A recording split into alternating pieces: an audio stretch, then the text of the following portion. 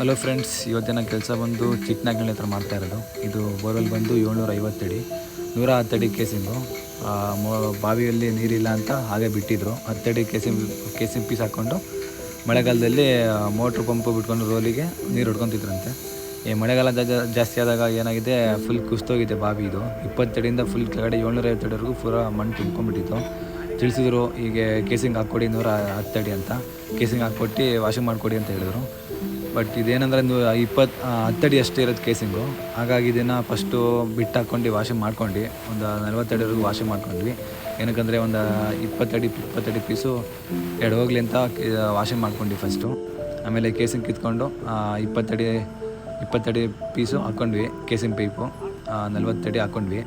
ನಂತರ ಆಮೇಲೆ ರಾಡಲ್ಲೇ ವಾಷಿಂಗ್ ಮಾಡ್ಕೊಂಡು ಹೋದ್ವಿ. 110 ಅಡಿವರೆಗೂ ವಾಷಿಂಗ್ ಮಾಡಿ ಕೇಸಿಂಗ್ ಪೈಪ್ ಫಿಟ್ ಮಾಡಿ ಸೀಟಿಂಗ್ ಮಾಡಿ ಕರೆಕ್ಟಾಗಿ ಕೇಸಿಂಗ್ 110 ಅಡಿ ಸೀಟಿಂಗ್ ಮಾಡಿದ್ವಿ, ಮುಗೀತು. ನಂತರ ರಾಡಲ್ಲೇ ವಾಷಿಂಗ್ ಮಾಡಿಕೊಟ್ವಿ. 750 ಅಡಿವರೆಗೂ ಪೂರ ವಾಷಿಂಗ್ ಮಾಡಿಕೊಟ್ವಿ. ಒಂದು 350 ಅಡಿವರೆಗೂ ಬರೀ ಮಣ್ಣೆ ಬಂತು. ನೋಡಿ, ಈ ಥರ ಮಣ್ಣು ಬರ್ತಾಯಿದೆ. ಯಾಕಂದರೆ ವಾಷಿಂಗ್ ಆಗ್ತಿದೆ, ನೀರು ಸಿಕ್ಕಿಲ್ಲ. ಇನ್ನು 520 ಅಡಿಗೇನೋ ನೀರು ಸಿಕ್ಕಿದೆ. ಚೆನ್ನಾಗಿದೆ ನೀರು ಬಾವಿಯಲ್ಲಿ. ಬಟ್ ಏನಂದರೆ ಬರಗಾಲದಲ್ಲಿ ನೀರಿಲ್ಲ ಅಂತ ಹೇಳಿದ್ರು ಅವರು. ಮಳೆಗಾಲದಲ್ಲಿ ಇವಾಗ ನೀರು ಚೆನ್ನಾಗಿ ಆಗಿದೆ. ಬಾವಿ ಪೂರ ಕುಸ್ತೋಗಿ ಹಿಂಗಾಗಿರೋದು ಇದು ಪಾಯಿಂಟು. ನೋಡಿ, 110 ಅಡಿ ಕೇಸಿಂಗ್ ಹಾಕಿ ಪೂರ ಬಾಟಮ್ವರೆಗೂ 720 ಅಡಿವರೆಗೂ ವಾಷಿಂಗ್ ಮಾಡಿ ಕೊಟ್ಟಿದ್ದೀವಿ. ಬಟ್ ಇದು ಬಾವಿ 750 ಅಡಿ ಅಲ್ಲ, 720 ಅಡಿ ಇರೋದು ಬಾವಿ ಇದು. ಅಲ್ಲಿವರೆಗೂ ವಾಶ್ ಮಾಡಿ ಕೊಟ್ಟಿದ್ದೀವಿ. ನೋಡಿ, ಇದೇ ಥರ ಏನಾರ ಪ್ರಾಬ್ಲಮ್ ಇದ್ದರೆ ತಿಳಿಸಿ.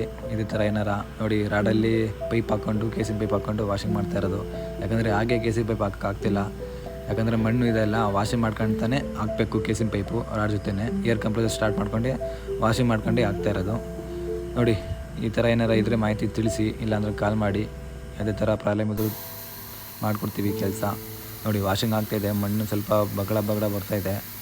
ಕೊನೆಗೆ ಪೂರ ವಾಷಿಂಗ್ ಆಗಿದೆ ಬಾವಿ.